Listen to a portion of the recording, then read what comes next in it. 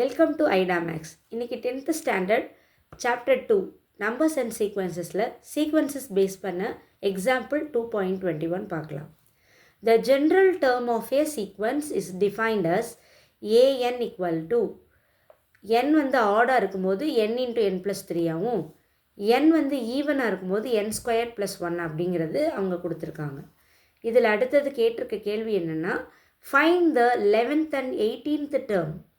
11th and 18th termனா என்னுக்கு பதிலாக 11, என்னுக்கு பதிலாக 18 பார்க்கலாம். இப்போ சொல்யூஷன் பார்க்கலாம்.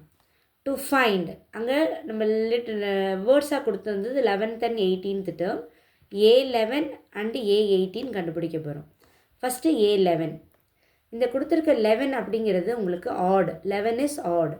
அப்போ என்னோட வேல்யூ 11 நம்ம எடுத்துக்கலாம். 11 வந்து ஆடாக இருக்கும்போது கொஷினில் வந்து கொடுத்துருக்காங்க an equal to n into n plus 3 அப்படின்னு கொடுத்துருக்காங்க.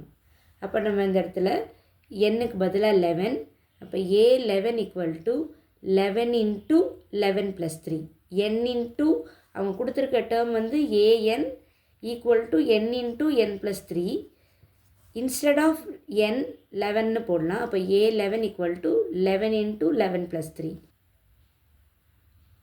11 இன்ட்டு 11 ப்ளஸ் 3ங்கிறது 14. இப்போ 11 14 சார் உங்களுக்கு தெரியும் 154. அப்போ A11 வேல்யூ 154.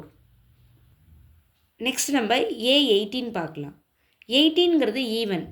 அப்போ n ஈக்குவல் டு 18, n வந்து 18னா ஈவனுக்கு என்ன டேர்ம் கொடுத்துருக்காங்க, an equal to n square plus 1ன்னு கொடுத்துருக்காங்க. ஈவன் கொடுத்துருக்கிறதுக்கு அவங்க கணக்கில் கொடுத்துருக்க டேர்ம் வந்து ஏஎன்னோட டேர்ம் வந்து an equal to n square plus 1. அப்போ என்னுக்கு பதிலாக 18 போடும்போது A18 equal to 18 square plus 1. 18 squared அப்படின்னா 18 இன்ட்டு 18 நம்ம மல்டிப்ளை பண்ணால் 324 வருது.